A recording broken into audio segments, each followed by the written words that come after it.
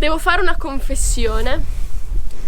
Io mi sono innamorata delle bovine da latte. Dove ci sono vacche c'è veramente il paradiso.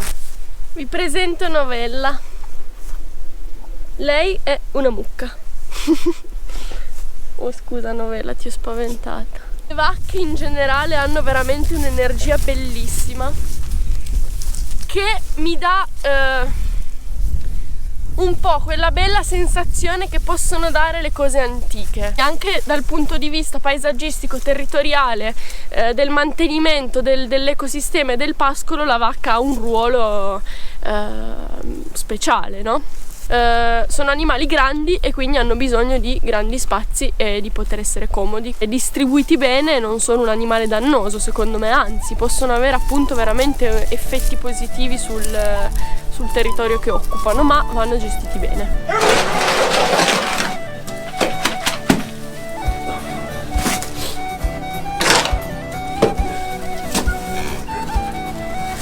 Vi faccio conoscere il primo vitello nato in questa cascina dopo 70 anni di abbandono. Il tuo momento. Dai, su, Duma.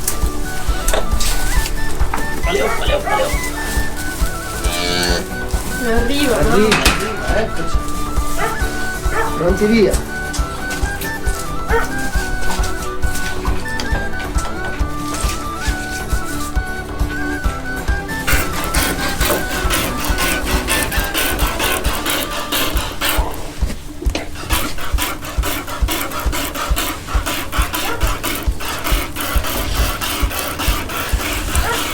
Mentre lei mangia la sua seconda forchettata, Gnolotto finisce la sua poppata. Questo è un taglio di erba medica. Guardate la qualità di questo fieno, non posso farvi sentire il profumo, ma lo mangerei io. Agnolotto, 7 giorni di vita, fa già dei salti. Questa è la nostra gestione in inverno, ovvero ogni giorno abbiamo questo sorta di paddock fuori dalla stalla nel quale loro possono stare tutto il giorno al sole. Qui batte sole tutto il giorno fino a sera e poi a sera ovviamente li ritiriamo.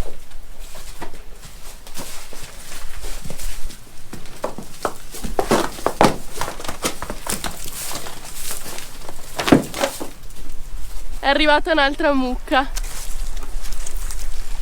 È un po' batta.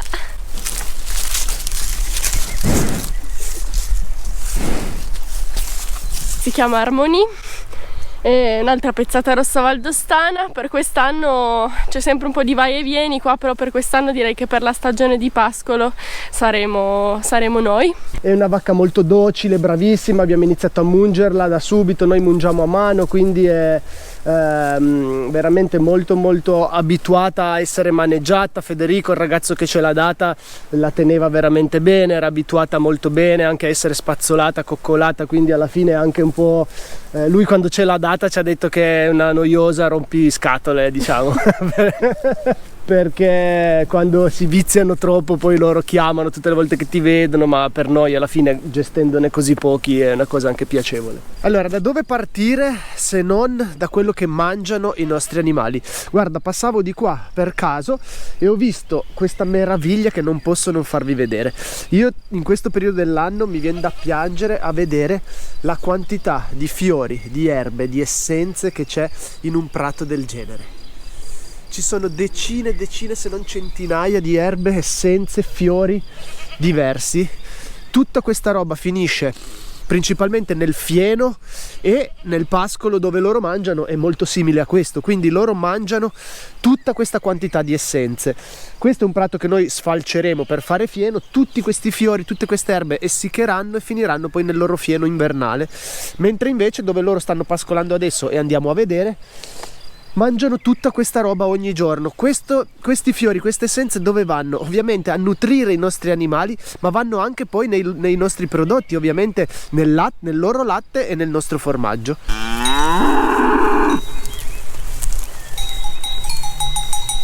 Questa è la quantità d'erba che c'è nei pezzi che noi ogni giorno, ogni 2 giorni aggiungiamo. Quindi diciamo che loro da marzo fino a quando nevica praticamente Loro sono fuori così che mangiano. Ovviamente a novembre non ci sarà un metro d'erba, mangeranno magari quello che rimane e noi magari gli facciamo qualche integrazione di fieno. Allora, da questa visuale si capisce bene cosa noi facciamo, ovvero tutta questa area qua che loro hanno mangiato, che è verde più chiaro, adesso si vede il recinto dove io l'ho spostato, la fetta che gli ho dato in più c'è tutto il boschetto dietro, quindi loro adesso possono procedere a mangiare ancora per quei 10 metri più tutto il bosco a disposizione. E man mano noi, come si può vedere, il pascolo è molto grande, ogni giorno andiamo avanti, o ogni 2 giorni in base a quanto loro mangiano, andiamo avanti a fette così che loro mangiano tutto. Duma bene, ale!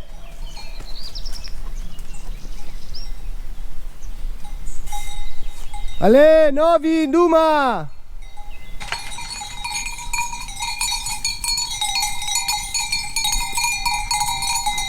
Ehi, buongiorno!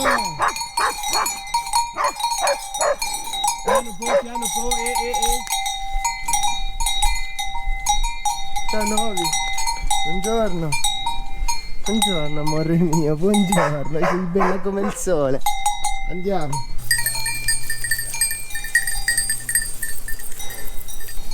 Lei è Stella Alpina.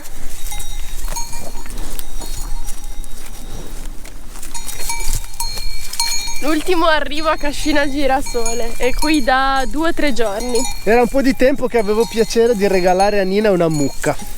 Siamo andati in Valle d'Aosta uno di questi giorni a prendere Stella Alpina. È una mucca che ha 9 anni, che così all'apparenza veramente non l'avremmo mai detto, perché sia come li porta, diciamo, che come mammella, che come tutto quello che concerne l'allevamento di una bovina da latte, veramente non gli avremmo dato quell'età. Sono stati impegnativi questi ultimi 3 giorni dopo il suo arrivo, però è stato bellissimo osservare le dinamiche di gruppo.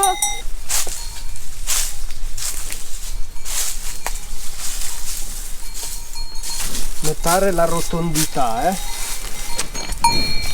Ciao Moni, ciao amore, ciao amore santo, ciao.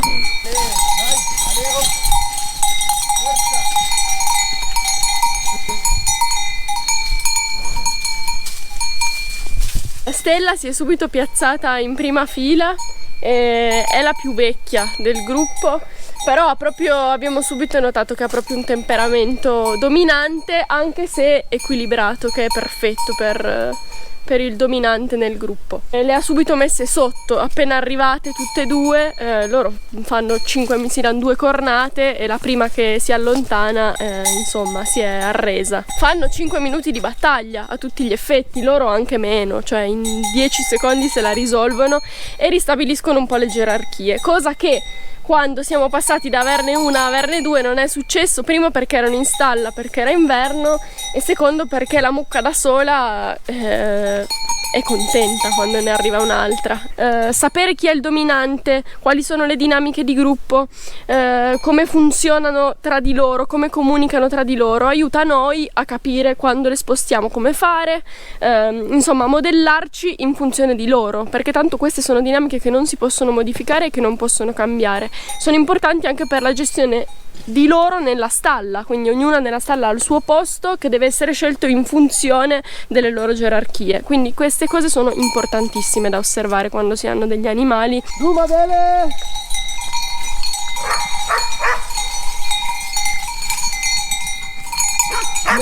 Pianino che siamo trasporti eccezionali. Piano Pippo, Che valle! Brava! Trasporti eccezionali! Vieni Stellina bella, vieni! Andiamo! Stiamo cercando di far attraversare un fiume alle vacche per accedere a un pascolo che abbiamo dall'altra parte del fiume, perché se no per accedere a quel pascolo bisognerebbe fare un giro che ci va un quarto d'ora a piedi, per cui proviamo. Le vacche sono animali splendidi, meravigliosi, buonissimi, Ma se gli cambi le abitudini è una grana. Se le porti in un posto anche a 2 metri da dove loro sono sempre passate, ma in un posto che non hanno mai visto o considerato, si bloccano come se le avessi appena portate su Marte e guardano in giro come per dire: adesso che cosa dobbiamo fare? Cosa succederà? E nel dubbio normalmente cosa succede? Che cominciano a correre in una direzione a caso e sfondano tutto quello che incontrano sulla loro strada. Per cui adesso proveremo a vedere cosa succede. Sei pronta, Edelweiss? Ciao pupa. Ciao pupa. E sei bella. Allora, la prima strategia che abbiamo pensato è di mettere la cavezza a Novella, che è quella che di solito porta, quindi che sta davanti e le altre seguono. Cercare di far attraversare lei con la cavezza e sperare che le altre ci seguano. Boh, per adesso non abbiamo un piano B, quindi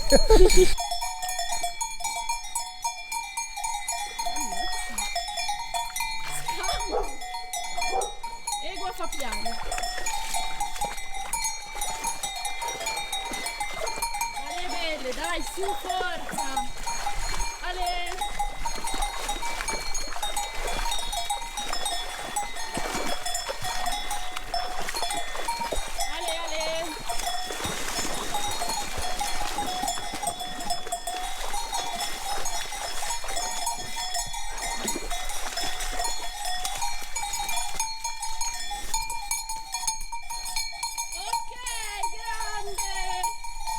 Lo spostamento è andato da Dio, proprio si sono buttate in acqua, non pensavo mai più. ero un po' titubante, in realtà avevo fiducia perché nelle vacche veramente hanno tutta la mia fiducia proprio.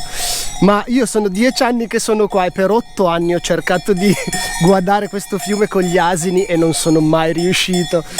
In 8 anni avrò provato 1000 volte, non c'è stato verso di far mettere uno zoccolo in acqua a quegli asini.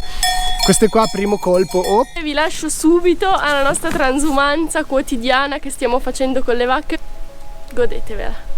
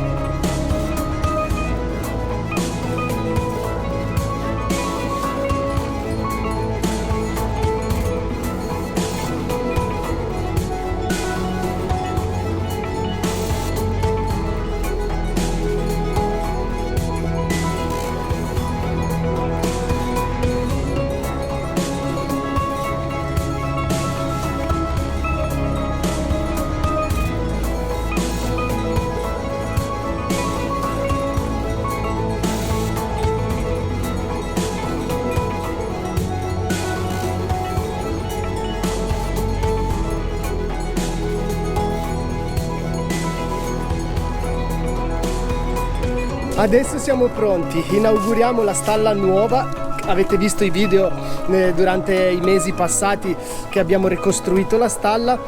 È arrivato finalmente il momento di inaugurarla. Ora, dopo 250 giorni esatti di pascolo stato brado, quindi giorno e notte fuori, le nostre vacche rientrano solo per la notte per ora nella stalla.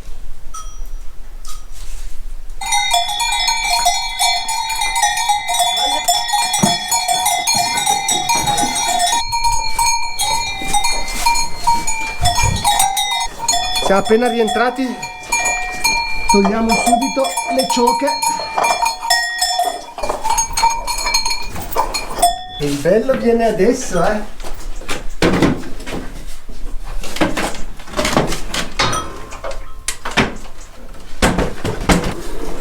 Adesso vi faccio vedere Leo alla sera come munge, no? Praticamente lui viene qua, poi appoggia la testa sulla pancia della mucca, poi si indorme. Leo? Sono vicino ad addormentarmi, sì. Perché poi c'è un caldo qua vicino, guarda. Un teporino lì con la testa appoggiata sulla pancia della mucca. Con una pipa. Una pipa da toccare. Sono abbastanza vicino al suo cuore, ma anche abbastanza vicino al suo culo, quindi bisogna fare attenzione. Ah boh.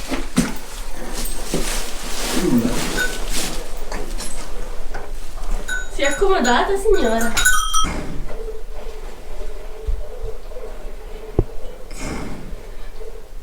Allora, per festeggiare Ti ho portato a cena fuori. ci siamo apparecchiati il tavolo nella stalla stasera. Abbiamo cotto una bella farinata. Fagliela vedere sta meraviglia. Abbiamo cotto una nostra farinata con i nostri porri. Farinata di ceci, quella Farinata di ceci, sì. tipica ligure. E No, poi non guardarmi così, farinata la mangio io. Te hai già mangiato. formaggio con latte che arriva da lì. E boh, adesso mangiamo. Non possiamo neanche brindare, abbiamo un bicchiere solo, Nina. Ma noi beviamo sempre in un bicchiere solo. Vabbè, adesso era per l'occasione. Salute, Nina. Leo stamattina è partito prestissimo, era ancora buio. È andato a fare una cosa speciale, ma sistemo tutti gli animali, faccio un po' di lavoretti e aspettiamo che arrivi Leo con una sorpresa gigantissima. Pianino. Non è un cane, è una mucca. È una piccola mucca. Fai pianino, brava. Questa salta come un grillo, te lo dico.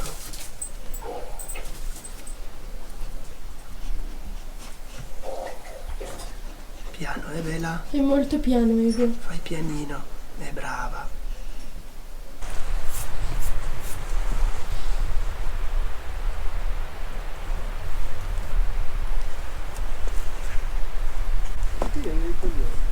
Nadi. Ciao Nadi. La sorpresa di cui vi ho parlato stamattina, con cui doveva arrivare Leo a casa, era questa.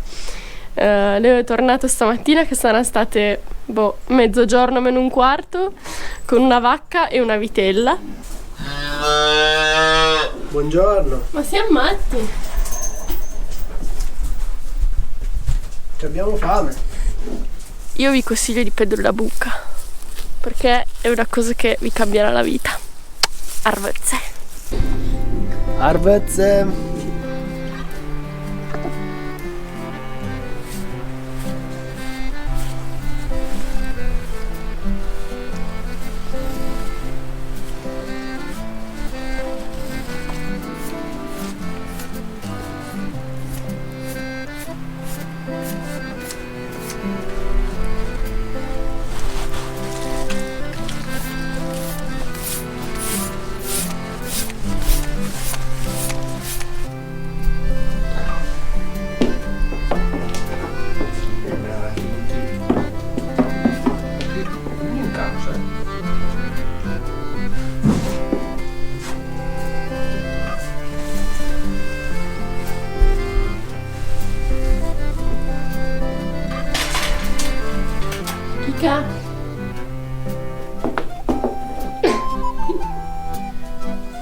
Come fai i salti? Che brava Kira. Ti sembri una mucca quando mangi. Ecco, salta un po'. Partito. E poi si gasa. Lei si gasa nera.